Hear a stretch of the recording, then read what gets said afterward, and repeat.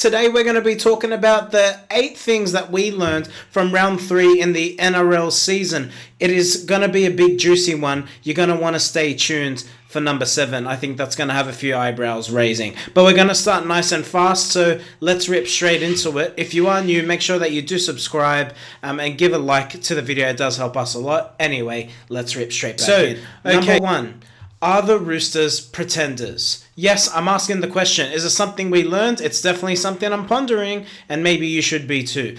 67% completion rate. Before the season started, everyone said these are the premiership favourites. Based on their performances in the opening 3 rounds, I can't say that. With a star-studded team, but just simply no sparkle. A team boasting the likes of Angus Crichton, Daly Cherry Evans, Sam Walker, Nafahu White, Marky Mark. There's too much talent in this team to not be pushing into the top 4. And there's simply too much talent that in this team for them to be justifying conceding 40 points or more 2 times in the opening 3 rounds of the NRL season. Unacceptable, not the performances you expect from a side that is meant to be Premier's elect. A tale as old as day says defence is attitude, and the Sydney Roosters' attitude at the moment is clearly not where it needs to be. On paper, this team is extremely talented. They should be in the top 2 as a bare minimum. I dare say, though, that's not good enough. They should be challenging for the NRL Premiership. And from what we've seen so far this season, that ain't going to happen. They need to have a big performance this week. Number 2, the Dolphins are the entertainers. The Dolphins finally turned up with their best performance of the season. The Dolphins demonstrated there's many ways to skin a shark. Do you see what I did there? Avarillo running away, Hammer, Cobbo, 30-meter passes left to right. Katoa, absolutely beautiful. They have a scintillating backline, the Dolphins. As long as the forwards lay the platform, this side should be able to challenge most teams in the NRL, and that will give anyone a headache on their day. Their top 4 caliber, I think they can be that good. The key for the Dolphins, though, will be consistency, and we've now got a mouth-watering clash this Friday night against the Brisbane Broncos in what's shaping up as a really big local derby, but also bragging rights for the rest of the NRL season. Number 3, the Broncos send a reminder to the rest of the NRL. Broncos' comeback victory against the Melbourne Storm was a timely reminder of just how lethal and dangerous this team can be.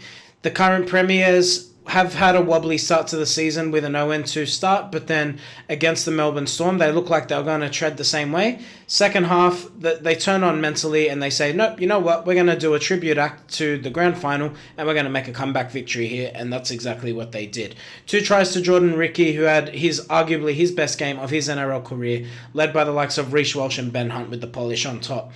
Notable credit has to be given to the likes of Payne Haas and Patrick Carrigan, who ran for well over 150 metres, both of them, and played big minutes.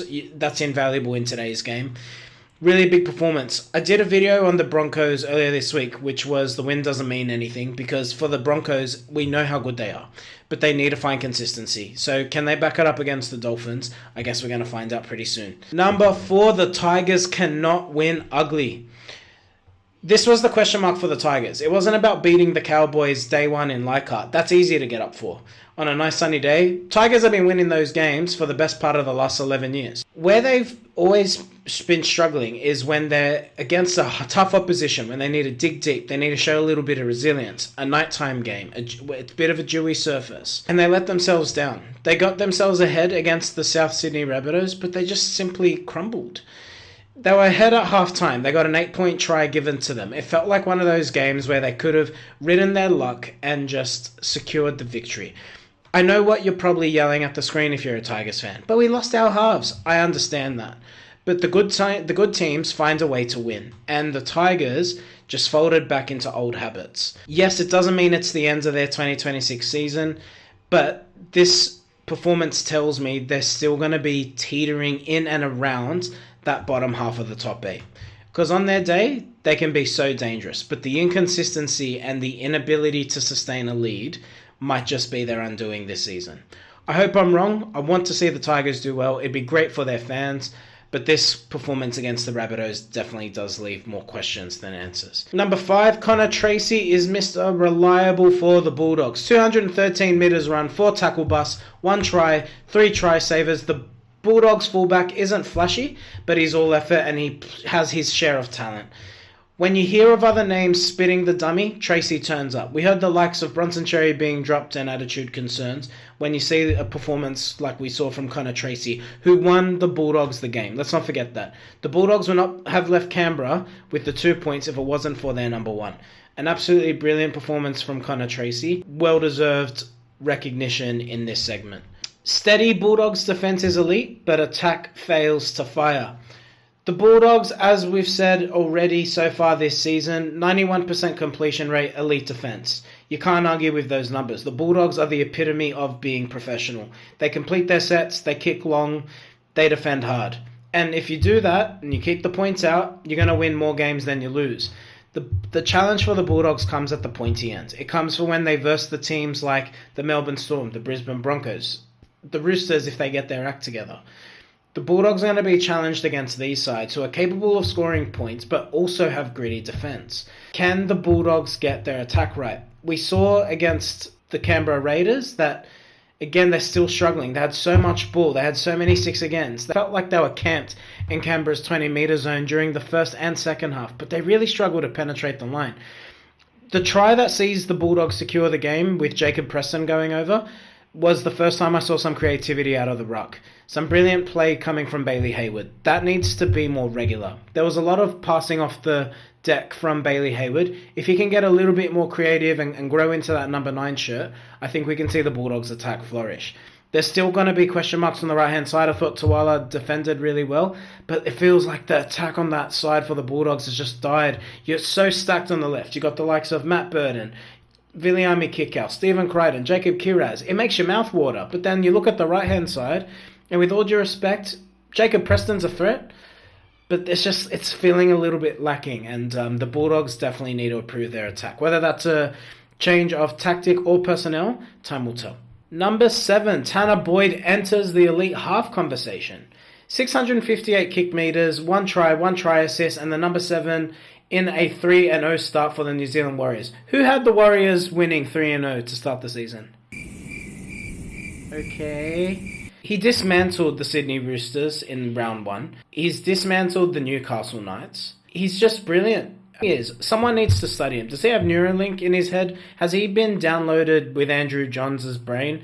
I don't know where he's come on this season, Tanah Boyd, but when you think that Luke Metcalf is due to come back from injury in round 6, you have to wonder, if you're Andrew Webster, is there a world where you keep the halves the same? As good as Luke Metcalf is, it just feels like you'll be disrupting a winning formula. So a big headache and a big decision coming up for the New Zealand Warriors. And number 8, has the bottom 4 been confirmed already? After just 3 rounds, the stats don't lie. They already scream trouble for these 4 sides. The Titans and the Dragons are completely winless with the 2 worst differentials in the league. Manly and the Cowboys are barely better. They're dead last on year last in points scored and conceded. That's not sustainable, and it's exactly why I'm locking these 4 sides into my bottom 4. I've seen enough. These stats give you rock solid, up-to-date ammo. Early season defense, when teams are starting to concede a lot of points, they rarely get it right halfway or into the back end of the season. It's one of the strongest predictors of a final ladder position, and these 4 sides are really struggling. Manly don't fall into the bottom 4 in terms of conceded, tackles missed, or meters gained just yet, but that's because they've played 1 less game. I've seen enough, I'm locking it in. If you watched the Cowboys-Titans game yesterday, you saw 2 sides who are going nowhere near the top 8, with all due respect. Soft tries, ill discipline, poor attacking finesse or lack thereof. The Dragons, same old. New year, they signed Daniel Atkinson. It hasn't really made much of a difference. I think he's a good player, Daniel Atkinson, but it's not quite coming together for the Dragons. Again, getting themselves ahead, but asking the opposition to, hey, come take the victory. We don't want to win. We don't know what that feels like. And that's just the same old Dragons, year in, year out. So, there you have it. I'm having my bottom 4 locked in. In no particular order, Titans dead last, Cowboys second last, Dragons, Manly. There you go. There's your bottom 4. In what order? Tell me in the comments below. And there you have it. There's the 8 things that we learned from round 3. Do you agree? Do you disagree? Did you learn something else? Is there something that you want to teach me? Get it all in below. I hope you've enjoyed the video. I've got some big news coming later this week. I'll be sharing that quite soon. But we'll come with the NRL predictions for round 4 over the next few days. Until then, enjoy your rugby league and get out of here.